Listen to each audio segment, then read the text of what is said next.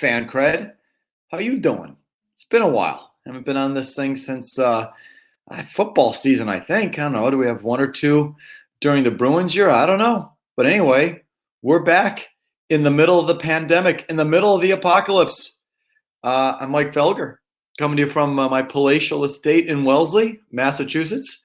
And I'll be here for the next 15, 20 minutes, just grinding it out, as we say every day on the radio. We've hit the long grind here of the coronavirus and world without sports. And so we're all sort of stuck at home. I consider myself lucky that I have a job that I still can go to, that I do love, and that is pretty fun. And even if soon enough we have nothing to talk about, I think getting out of the house and going to work every day is nice. And I think it's also nice to be a broadcaster at this time because, anything you can do to contribute, we can do. So we're a little bit of a distraction, a little bit of a diversion for you on Felger and Maz on 98.5 The Sports Hub. Happy to be that. I'm happy to do it every day. Happy to grind it out. I can grind it out. So you want to fire off comments? I'll answer them as we go along. I've got the chat up right here. I can see your questions. We'll have some guests here along the way. You want to join us, you hit the fan line, right? Still the fan line on that screen. You can put the phone up to your face, and we'll see your pretty face there. Brendan says, Felger, who do you think the Stanley Cup champ is if they return? I think this is fascinating. We're talking about this all day, Brendan, on the radio. I hope they come back, and I don't care if it's late July, August, into September to finish this thing. I think they should. I think these leagues should make every effort they can to finish these things.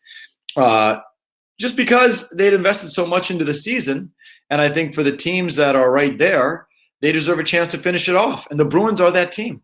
They've been the best team in the hockey from wire to wire. And I think if we hadn't had this hiatus, I would have given them a real good chance. I think they had a real chance to contend for the Cup. And I'm usually not a Bruins optimist. I don't usually feel that way. But I think that I've been in on this team from the beginning. And I think that even if it's July, August, September, they should come back. And the Bruins, I think, will have a chance. I'd like to think that they keep that same edge they've had from day one, Brendan. I think they've clearly been motivated by that loss last year to St. Louis. And I think, another 2-3 months on the sidelines, is that going to kill their edge, their momentum? I hope not. As I said today on the radio, I worry about a few guys. I worry about Pastrnak, what he's doing.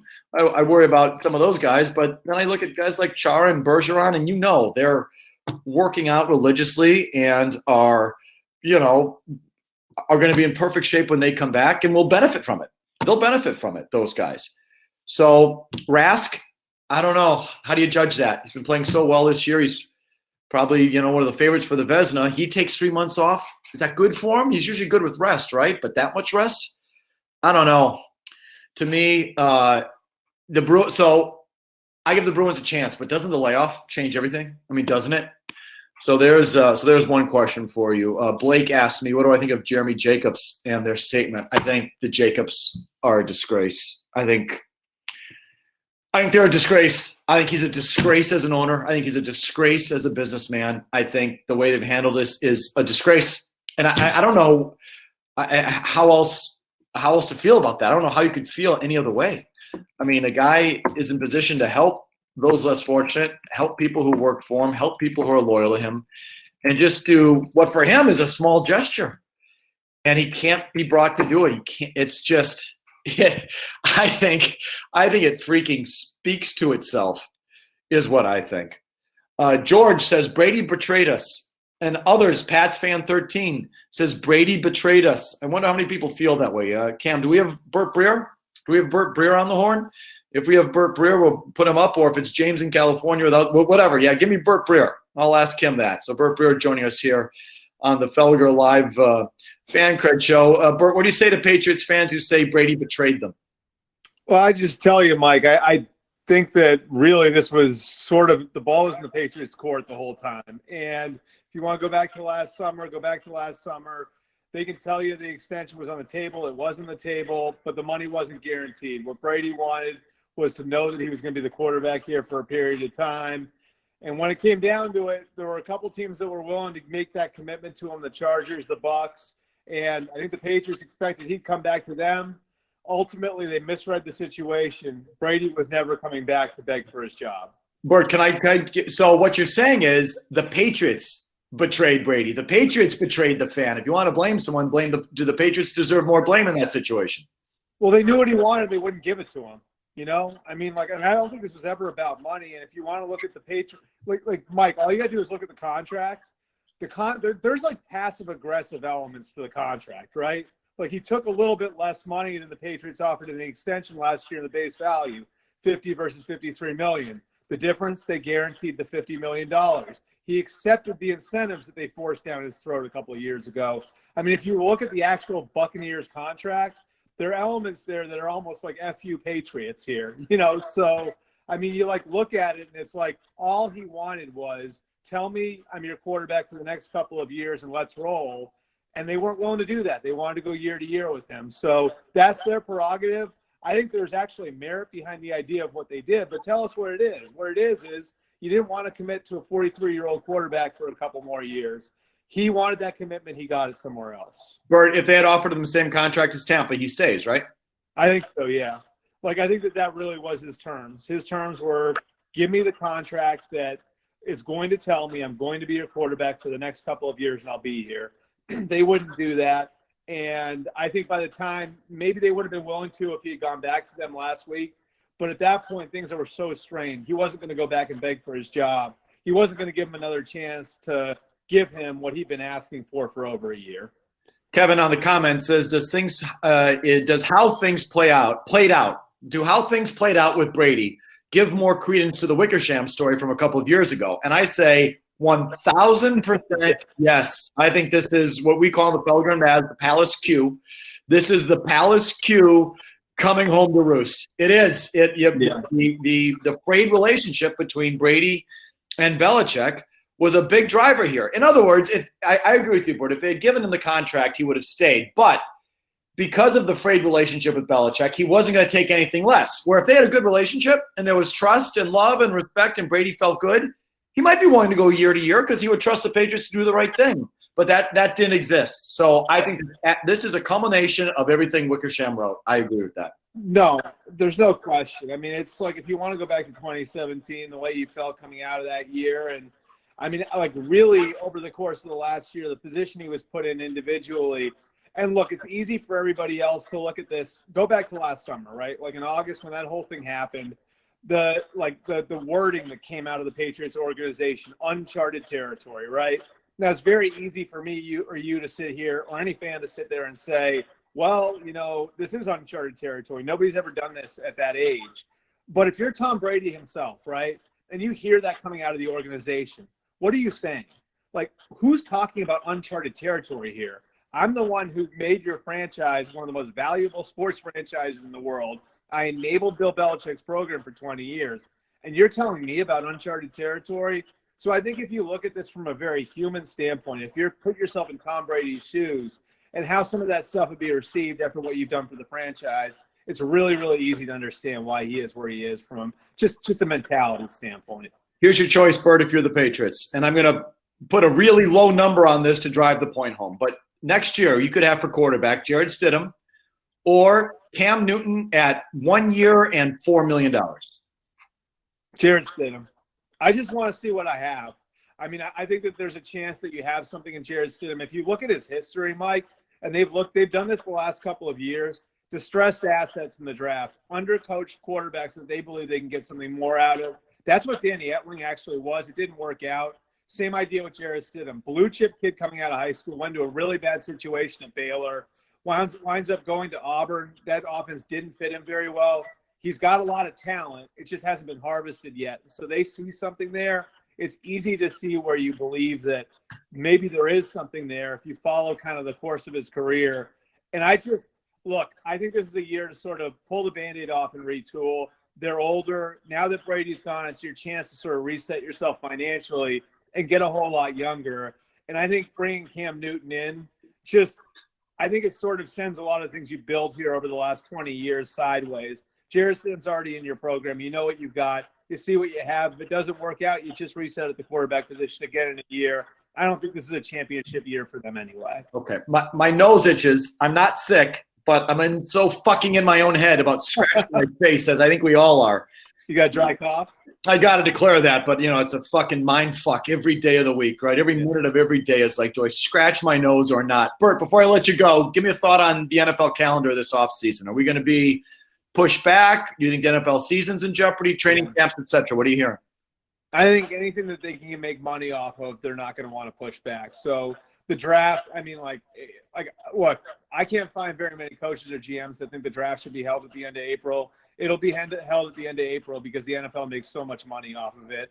And so will they cancel the offseason program? I don't think the owners care about the offseason program. So I think there's a very good chance that we don't see anything from the players or coaches until the summer. Once we get closer to the season, it becomes more critical to the owners, and they're the ones calling the shots here. So I wouldn't be surprised if OTAs, minicamp, all that stuff is off. Once we get to training camp, I think that's when the decisions come.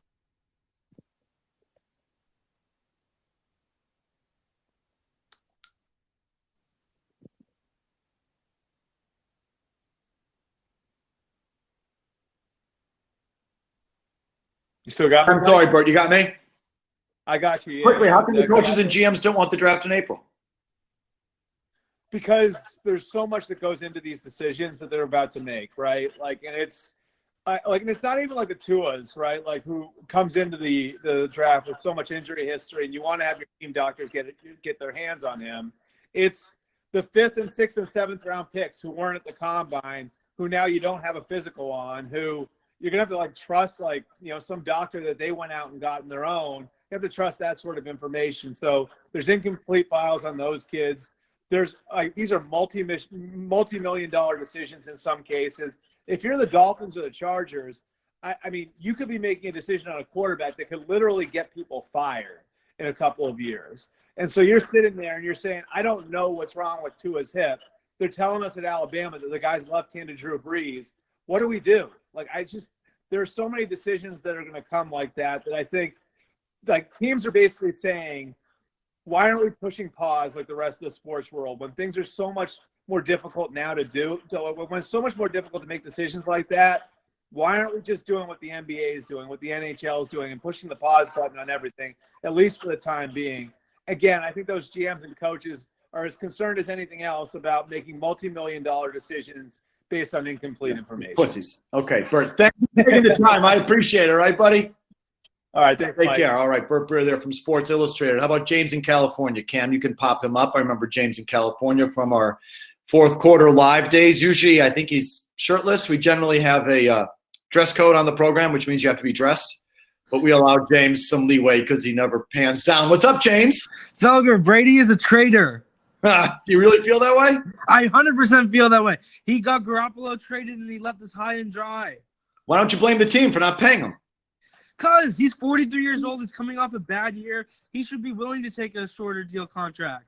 Okay, I think most people, you're in California. If you were here in Boston, James, I think most I'm from Boston. Well, I understand. Most people are blaming Bill Belichick. You don't blame Belichick for driving him away? No.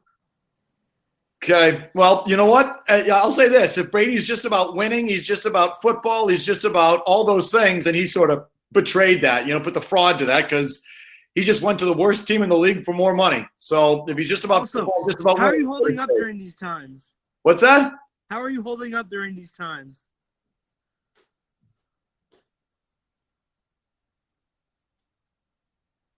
Hello?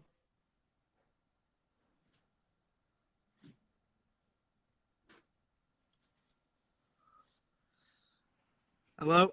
Hello, there? Yeah, how are you holding up during the quarantine? I'm holding up. I'm lucky. I got a fairly nice house. I got a good job. Everyone's healthy. And so, I don't know. I thank God I have the job. If I didn't have the job to get out of the house for 4 hours a day, I think I'd be driving myself fucking nuts. What about you? Do you leave the house? I don't really leave the house. I go to a drive-thru every day, get some food. But can we go to a Patriots game together next year? Maybe, James. Hit me up. Yes! Hit me up later. See ya. See ya.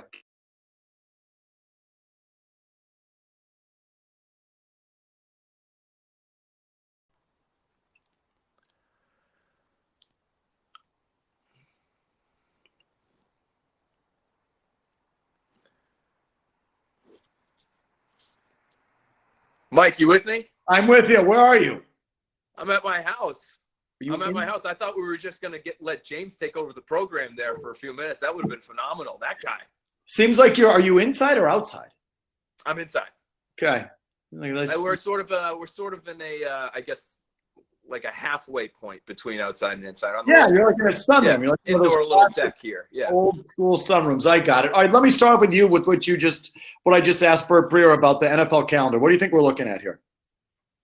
I know the NFL and the people I've spoken to the last few weeks feel like it's just really weird. I mean, it's already been a very weird off season, but now when you look at it and guys can't even come into the building, these facilities aren't even open anymore.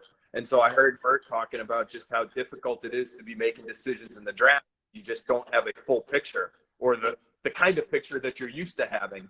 It makes everything a little bit more difficult. But it looks like we're going to get a draft in about a month here, which excites me. I love the draft. I'm happy to talk about the draft for months at a time. So I'm thrilled about it. It gives me something to do these next few weeks while we're all inside here. Well, so, usually, Phil, after the first couple picks, it's all white noise to me. It's just, I feel about the draft. But this year, they can hold it over 7 nights, and I will break down a 6th-round guard like you fucking read about. They should stretch this thing out as much as humanly possible, because when this NFL free agency sort of dies down, we will truly be in the abyss. So I think they should go forward with it and play it up and stretch it out. Get your markers, get your whiteboards, get your draft guides, Mike. Get them ready to go. Loosen up the arm. Make sure that thing is ready. And just start humming them, because that's all we have for a little while here. And I would say this too, for Patriots fans that are watching, this is about as important as it gets when it comes to the draft in this team. I mean, if they don't start hitting in the draft, they are really looking at this thing falling off a cliff at some point here soon. They have almost no true young core to speak of. You go back to their draft starting in 2015, Shaq Mason, okay, core player if you want to call him that, that's fine. He's a guard. 2016, Joe Tooney, really good guard.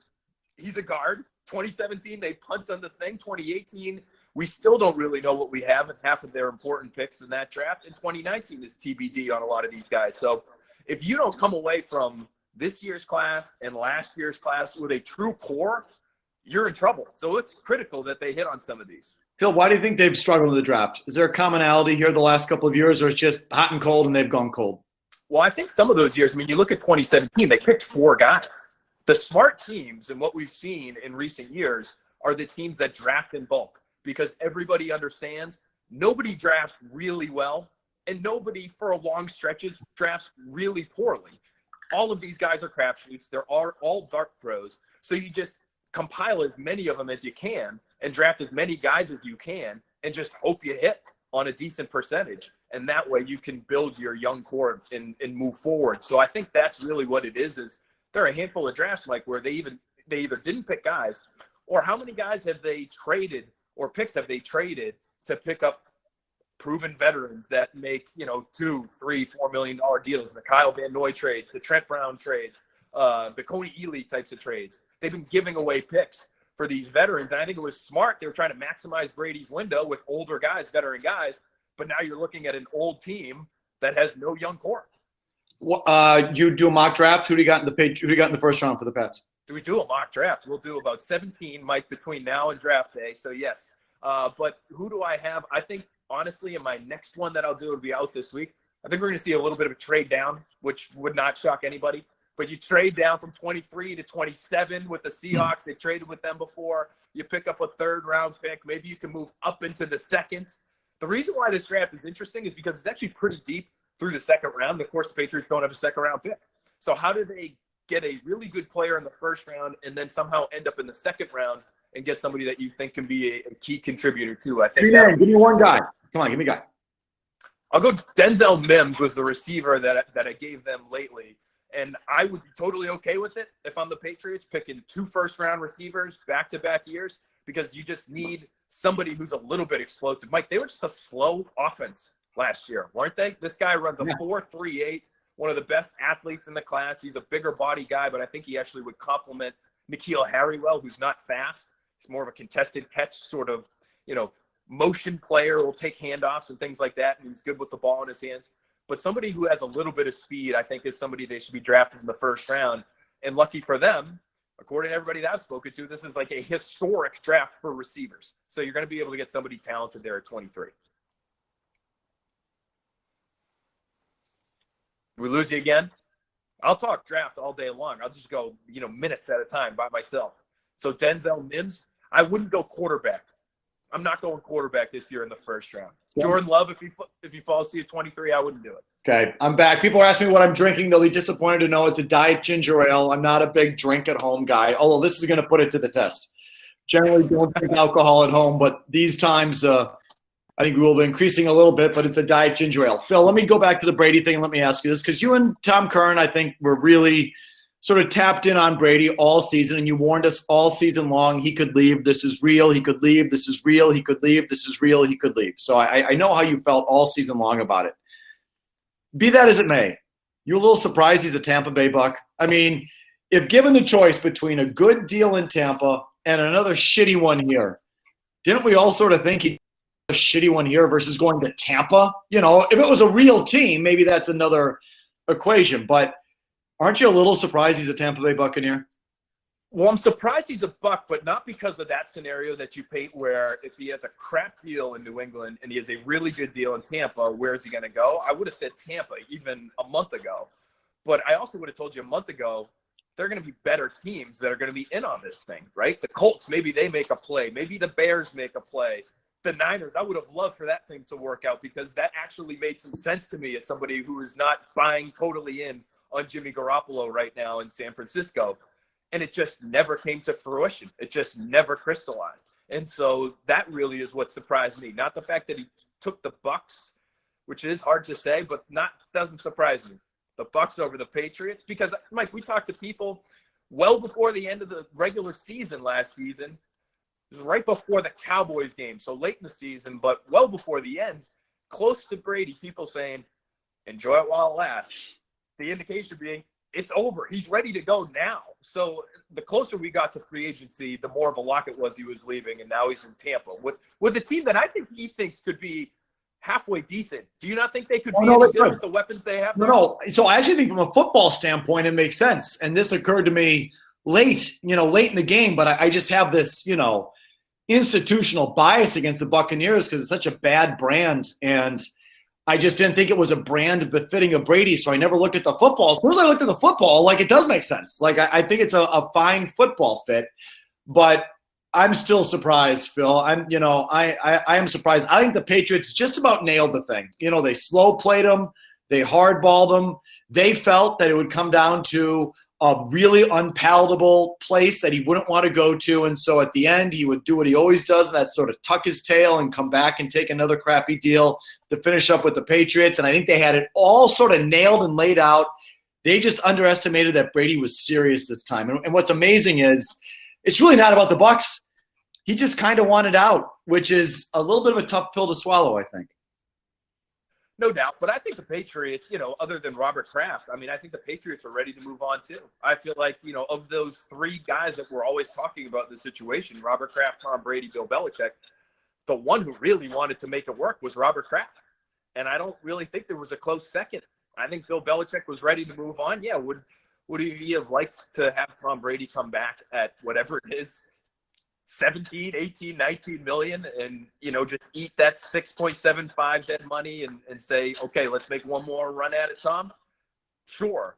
But I think he was ready to move on too. I think he knew this was coming. What's going to happen in 2020 where they're going to rebuild. I would call it rebuilding with dignity because the team is still good enough to compete, but they are rebuilding. It's going to be similar in some ways, I think, in terms of mentality to what we saw in Miami where Brian Flores was just ready to rip people's heads off if anyone suggested that they were tanking. You're going to get that same thing in New England from Belichick and from the players. And the roster is going to be better, so they're going to compete more than the Dolphins did. But it's a similar spot. They're clearing the books. They're trying to get younger. Belichick knew, he had to know, this was going to come eventually, and so he's going with it now. Final question. You think Stidham's the guy? I think he is for this year. No. Is he the guy, Phil? Is he the guy? You can't have any idea if he's the guy. You just can't. It's way too early because we've seen one preseason essentially from the guy, and I like his game. You're not going to find a bigger Jarrett Stidham fan than me.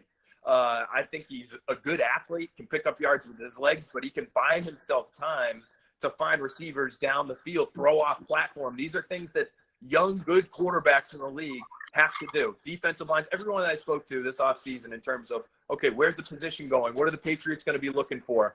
You need someone who's a little bit more mobile. The defensive lines, the linebackers, the schemes, there's too much athleticism, too much speed. There's going to be pressure. Nobody's going to be able to just sit back in the pocket and pick people apart play after play after play and score touchdowns that way. You have to be like Patrick Mahomes. I know he's an otherworldly player. I get that. There's not a lot of those guys out there, but you have to be like him in that you're an athlete and that you can move and that you can throw when your feet aren't set. So I think Stidham can do those things. I just think we'll figure out whether he can do those things and do them under pressure and do them consistently this regular season. And if he falls on his face, Mike, he falls on his face. You weren't competing for a Super Bowl this year anyway. You're in the top half of the draft then next year, and you've got a crack at Trevor Lawrence or Justin Fields, one of these real legit franchise quarterbacks. Maybe you have to trade up a little bit to go and get them, but you can make a play for a guy like that when for years you just never would have even thought about it. Okay, Phil. Thanks for taking the time, bud. All right, I appreciate it. Anytime, buddy. Take it easy. Let me tell you, I think that if they're in the top half of the draft next year and they have to trade up for a Trevor Lawrence or someone like that, they failed. That's a fail. That shouldn't be the plan. When you have Bill Belichick as your coach, you shouldn't be in a tanking situation or a go to the top of the draft, bottom of the league situation. Then Bill Belichick becomes a waste. He's a waste of all of our time. He's the one who should be here. He should be contending and winning, and it should have been a seamless transition from Brady to the next guy. They had it with Garoppolo, and really it's not their fault because Brady outlived it, right? You know, what are you going to do? You're not going to trade Brady when he's winning Super Bowls and MVPs, and the fucking guy just, had some tremendous seasons at 39, 40, 41. So, I get it. It was a tough spot, and they did have the transition. I just think that Stidham better be the guy, or they better have something else up their sleeve. I think if they get into that spot where Stidham's not the guy, and now they have to go to the top of the draft or the bottom of the league or trade up and start all over with another guy that they have to reach for at the draft, there was no plan. There was no transition. And I think then you're sort of risking being in this area where you're reaching for a guy. He doesn't work. Then 2 years later, you have to start over. Then you reach for a guy. He doesn't work. 2 years later, you have to start over. And then you're the Miami Dolphins after Dan Marino. And that's scary. Hector Longo, my good buddy, my old friend. Why do I hate Tampa so much, Hector? If he wins, he goes from just a deity to the almighty. Yes, no, Hector, I agree. If Brady wins in Tampa, no one's going to mock Tampa. But why do I hate Tampa? Come on, it's one of the worst brands in all of sports. It's the losingest franchise in sports. I'm sure you've seen the number. They have the worst winning percentage of any team in professional sports in North America. So don't tell me, Hector, or anyone else, that when Tom Brady asked to have the franchise tag taken off of him last summer, that he had Tampa Bay in mind. He did not have Tampa Bay in mind. He's in Tampa Bay because that was the only thing left standing. And it was the only thing left standing because they're desperate enough because they're fucking Tampa Bay. So, what do you mean? Why do I hate Tampa? I think they are what they are. And can Brady change that? Sure. Can a good coach and a good run change that? Of course. Look at us. Look at the Patriots. The Patriots were the Buccaneers in the mid-'90s when Parcells got here, and that's what we were. So, of course, it can all change. But right now, yeah, sorry. No, the Buccaneers are beneath Tom Brady right now. They are. Let's grab Yanni in Newton. He's going to join us next. Again, you can hit that fan line button, join us, and we can see your pretty face on your smartphone. I'll continue to answer your questions here on the chat. Yanni, what's up, good, buddy? Mr. Felger? How you doing? So Good. I got another Tom Brady question for you. I think what a lot of people talked about where Tom Brady kind of had a bad year last year, it wasn't as much about the weapons around him or the injury, but it was more so that they couldn't get the running game going. And even in today's NFL, you can't pass the ball every down. The backfield's injured. They couldn't get Sony Michel's going. Now he's going to Tampa Bay. Ronald Jones is the running back. They were 24th in rushing offense. They were 22nd in sacks allowed. And I'm just wondering if the weapons on the offensive side and Godwin's and Evans and the two tight ends and an offensive-minded coach can overcome what they lack in Yanni. the game. And You're honestly a big fantasy football player? yeah, I'd say as much as the next guy. Yeah, you are, because you think the running back matters. It's not the running back. It doesn't matter about the running back. The offensive line matters, and the receivers around you matter. The running back, you think that's what set Tom Brady back last year? I think a little bit. I think towards the end of the season, teams know, especially that have seen Tom Brady a lot, that they're not going to be able to run the ball for first downs on 3rd and 4. Tom Brady's going to need to throw the ball 30, 40, 50 times to win a game. And if you're a defensive coordinator and you know that coming into a game, that is a huge advantage. God, I've seen – look, the running game helped Brady the year before, Yanni. I agree. The year they won the Super Bowl against the Rams, that running game got going at the end of the year, and Michelle was good in the playoffs. It helped him. Like, I get it. But you know how many games this team has won and how many numbers Brady has put up and how much production he has had with the shittiest fucking running backs? Maybe you're too young to remember Antoine Smith. Of course. He sucked. LeGarrette Blount sucked. LeGarrette Blount had 18 touchdowns in a Patriots uniform one year.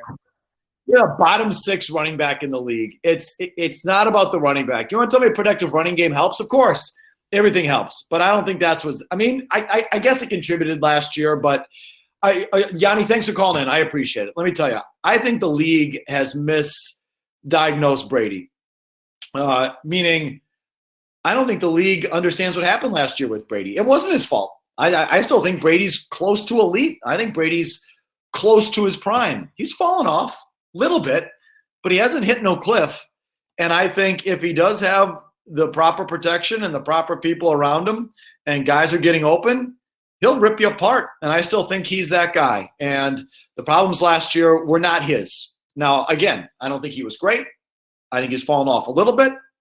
But I think the league has, put too much of last year's Patriots problems on him. I don't think they looked at it closely enough. And to me, the story is these fucking teams that passed on Brady. Like, the Tennessee Titans were more willing to give Ryan Tannehill 2 years and 60 than Tom Brady. Like, that's fucking nuts. Or, the Colts would rather have Phillip Rivers at $25 million a year than Tom Brady at $25 million a year. That's ridiculous. Or the Bears are willing to keep plugging ahead with Mitch Trubisky, or like the Raiders looked at tape on Brady and said he's not worth $25 million a year. I think these teams are wrong. And I hope Brady makes them pay. I'm rooting for Brady. I don't think the Pats should have signed him because they're in a different place than these other teams I just mentioned. These other teams haven't won in fucking forever, and they're desperate. And and if not desperate, they're just they need to win. The Patriots don't need to win, and I know that sounds kind of crazy, but I think they need to set up the whole next phase. They need to set up their whole next decade, and that's why I think it was important for them to pass on Brady. But these other teams, you're Tennessee. You've never won fucking anything. And you're going to re-up Ryan Tannehill over Tom Brady? I think that's a joke. I hate Brady. I hope Brady makes those teams pay and makes them second-guess their decision. I guarantee you, Vrabel within 2 years is going to be looking for another quarterback. He's going to realize soon that Ryan Tannehill just went on a contract run last year and is not the guy. We grab another guest. It's Nick in Boston. He's on the fan line. He'll join us next. I'm continuing to read your quotes here and your comments in the live chat, but Nick joins us next. What's up, Nick? What's up, Felger? What are you up to tonight? No good, buddy. What do you got? Hey, man. Listen. So I had a couple of different questions, like a little bit other than sports. So you've been number one in the ratings for a very long time. You're dominating, and I do want to say too. I appreciate you coming on in tonight. We like this type of stuff. It's cool. So thank you. So if you had to, let's say Tony couldn't do the job anymore, be your co-host, like he just was like, fuck it, I'm done for whatever reason. Yeah. And you had to pick a different co-host, but you only could pick one from the other station, EEI. Who would you choose? I know you don't like that option, but oh no, Lou. I think Lou is someone. When they first started the Sports Hub, it was going to be me and Lou or me and Tony, and it was sort of back and forth between those guys, and ultimately, Lou went back to EEI, and it was Maz. But I think Lou's terrific. So that's an easy one, Nick. And there's another reason. I mean, not other than the fact I think he's good and I like him. I don't want to watch all those fucking baseball games. Oh my God, freaking hard. I know. It's terrible. 3 hours, 4 hours of baseball a night. That's kind of hard. So I do like the baseball guy sort of part of it. Yeah, that's cool. But do you think? Here's my thing. Like, I like your show, but I would like to hear more about. I know you don't like grab ass and all that shit, but I'd like to hear more about your personal life and Tony's and stuff like that. I wish you guys would delve into that.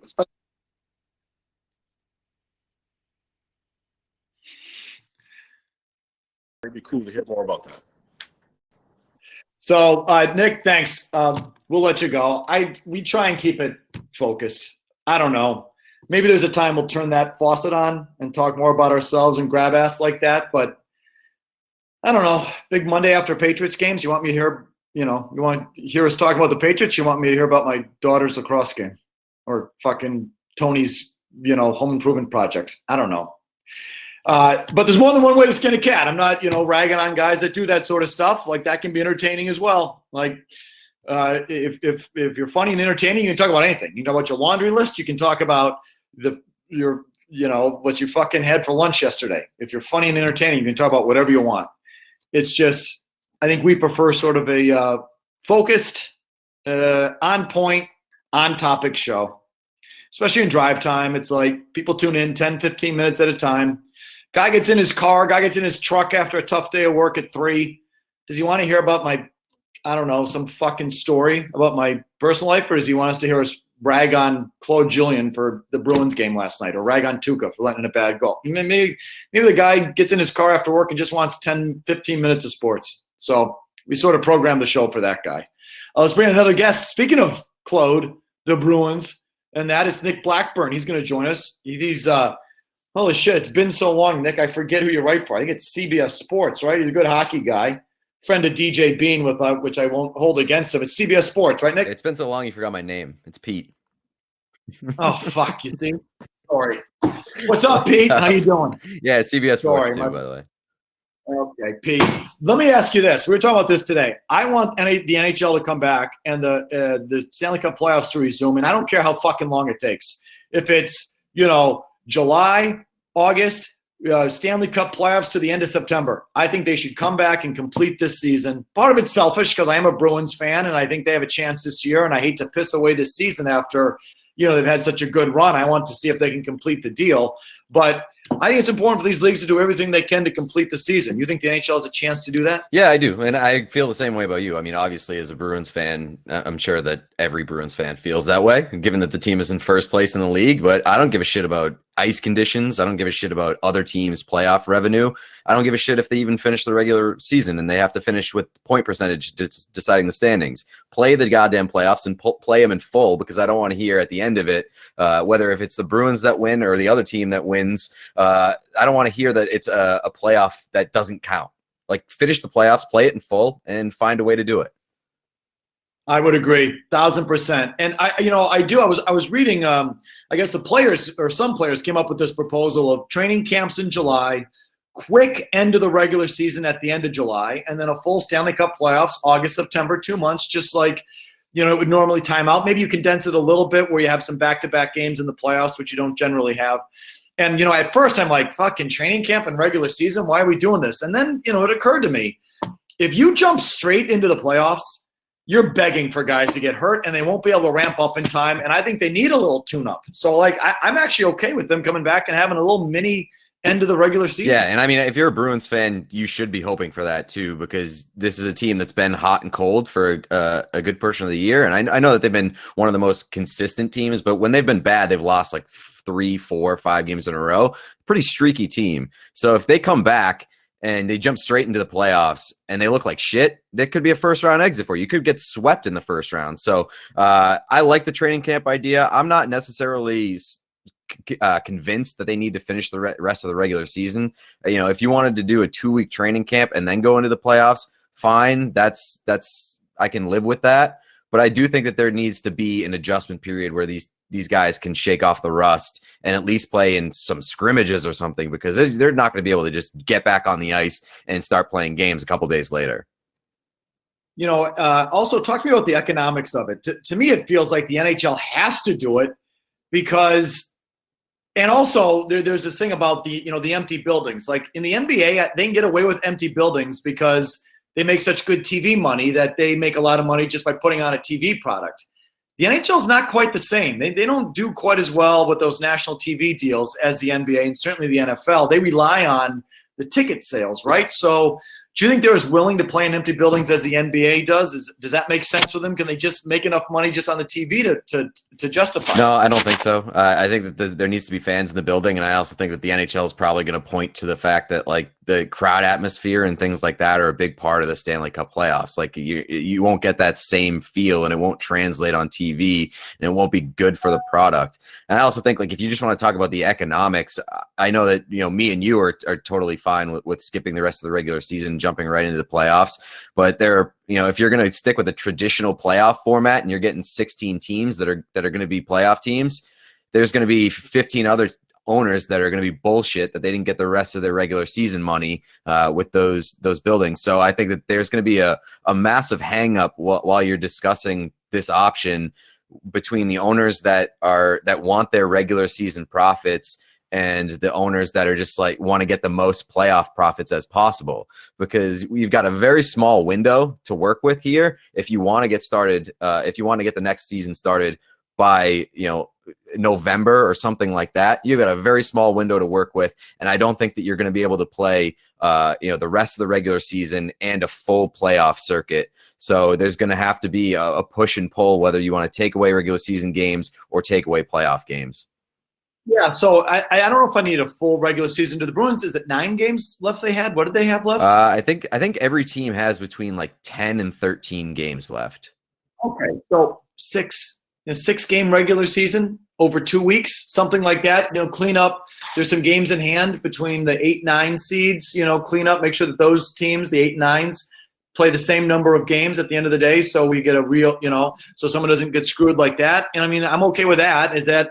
Yeah, the only spot where that kind of gets messy is that you're going to have differences in strength of schedule from teams. And I mean, at this rate, nothing's going to be ideal. And I think that if you want to talk about things that are low on the list of priority, strength of schedule, I don't really give a damn about. If you're playing a 75-game season and there's a slight shift in the talent that you're playing, I don't care. I don't care. Like, so I would be totally fine with a 75 sort of game schedule, 76 game schedule, if that's what it ends up being. But that'll be something that people will complain about. Okay, so have you talked to people in the NHL that think it's going to happen and they're confident it's going to happen, or are they leery? What's the mood from the people you talk to? I don't think that anybody has a great idea right now, but in the fact that they just pushed back, they wanted to get it done by July. I think, right when they started and they shut down the league, they were like, okay, we'll push this into July if we have to. And now we'll push this into August if we have to. And depending on the way things are trending, and, it's very optimistic to say that, we'll be back by the beginning of May, which I think is the earliest date possible to get back. Given the way things are trending, I would say that, June is probably even optimistic. July is probably, that's what the players are looking at. It's probably going to be July. And so, they just asked about August arena availability. I wouldn't be surprised if September arena availability came a few weeks down the road. And I know that's the player proposal. They already included September. So given where the players are at, and, I think that there's a little bit of a gap there. The players are being a little bit more optimistic than the owners are. Pete, thanks so much for taking the time, man. I appreciate it. For sure. Okay, Pete Blackburn, CBS Sports. We'll grab a couple more calls here before I get out of here. Is it Alan? He's in New York, and he's just on audio. You don't get to see his or her pretty face. I don't know if Alan's a boy or a girl, but he'll join us. She'll join us. It will join us here in a second. Alan, are you there? Yeah, Elion. Elion, how you doing, man? Sorry about that. All good. So I just wanted to talk about Brady. So listen, I'm a big Brady fan, and I don't like talking negatively about the guy, but I understand what like from the beginning of the season, I like deep down I had a feeling the guy was leaving, but I just didn't want to believe it.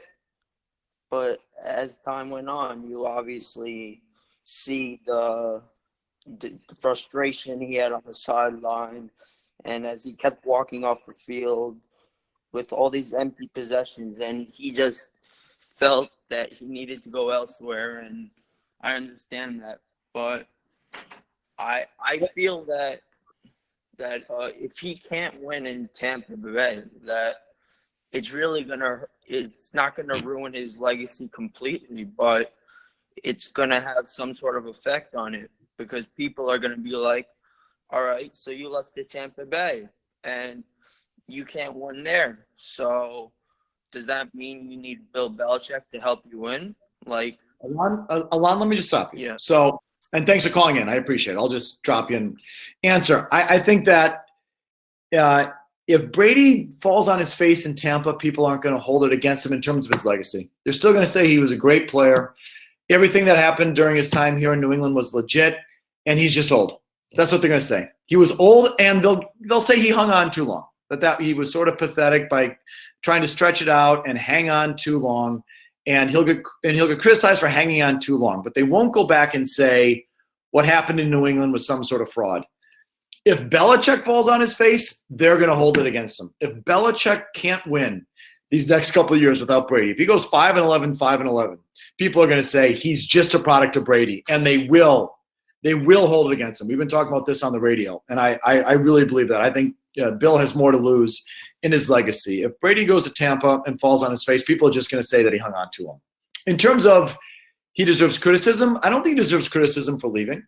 I mean, he deserves criticism if it's purely for ego, if it's just because he wants to stick it to Bill or he didn't like that Bill was a meanie. Like, I think those are weak reasons.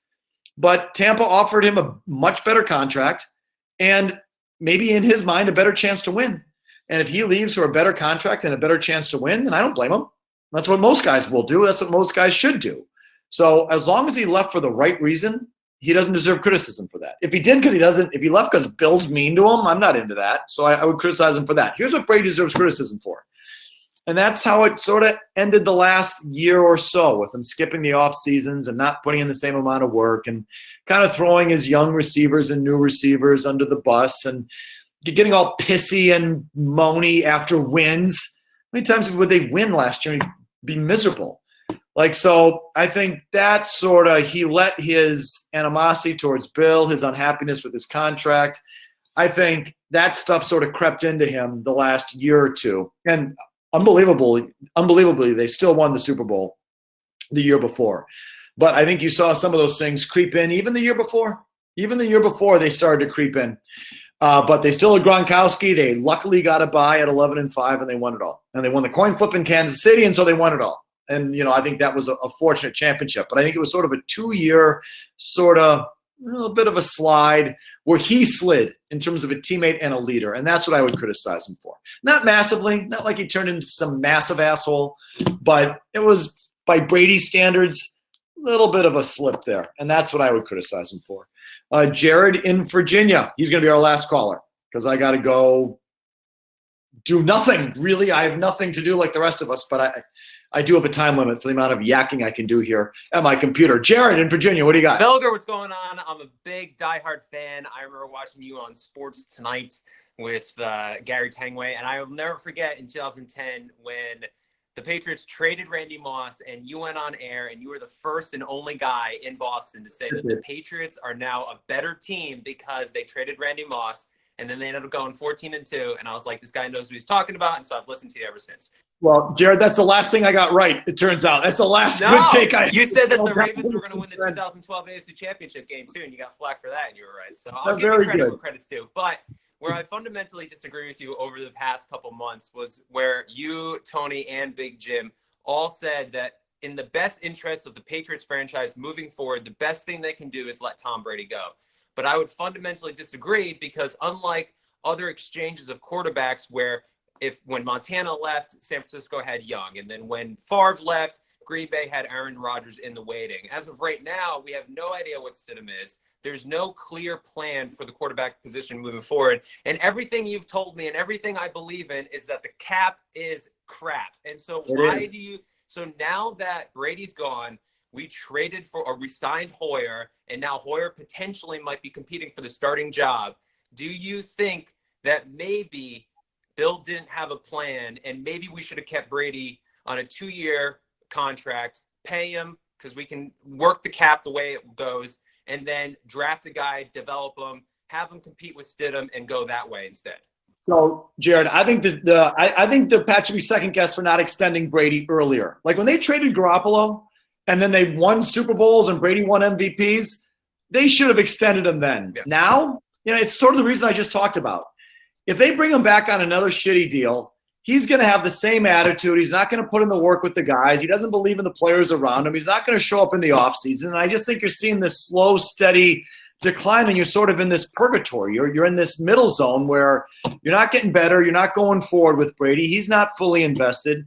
He's not fully invested in you. You're not fully invested in him. And I don't think it's quite working. I think they need to turn the page. I agree with you.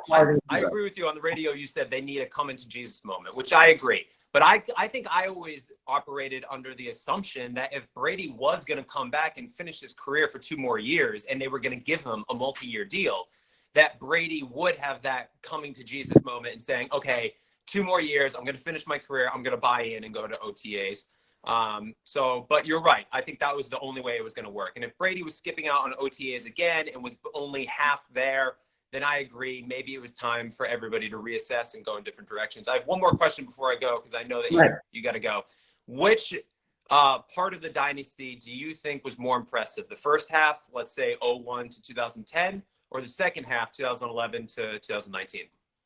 So I just got a soft spot for the first half of it, and I don't know why. And you know what? I'm going to let you go, Jared. Thanks for calling in. I'll just continue and finish the answer. Thanks again for checking in. I think that the first half of it was, and when I say first half, I really mean sort of up to 2007. So it's not quite half and half. But that first run, the first 3, I thought was just tougher. It was a tougher degree of difficulty. I thought the games were more entertaining. I thought the seasons were more entertaining. I thought, I don't know, you had to fight harder. You won in different ways. You won defensively, not just through this Tom Brady air show. And it was more about coaching in that time. And so, I don't know. To me, those first 3 championships were more interesting to me than the last 3. They just were. And that's not to say that the last 3 were cakewalks. I mean, the Super Bowls, the wins over the Seahawks and the Falcons were fucking epic. I mean, they were tremendous. But I think that in those regular seasons, boy, there are a lot of wasted weeks there, man. There are a lot of weeks here in the last 5, 6, 7 years where you don't even need to watch. You don't even need to show up. The games are over before you even get there. And I just haven't found the regular seasons, I guess, is what I'm saying, as fulfilling in the last couple of weeks. I think the quality of the league has gone down. I think the league was a better league when you won those first 3. You get through Peyton Manning, and I think the coaching was a little better, and the league was a little more balanced. It was just, I don't know. So what was more impressive? Maybe the second half is more impressive because you did it at an older age and you kept doing it and no one could catch you and you sort of widened this gap. So the second half was probably more impressive, but I enjoyed the first half more. How's that answer? All right, so that's going to put a wrapper on it. Thanks, everyone, for tuning in. I'm mildly pleased, impressed with the turnout here, both comments and call-ins. I think we're in for the long haul here, so maybe we'll be doing this again. I would just say let's keep grinding it out as best as we can, right? So we'll catch you on Felger and Mavs tomorrow at 2 o'clock and maybe here on Fancred down the line. See you, everybody.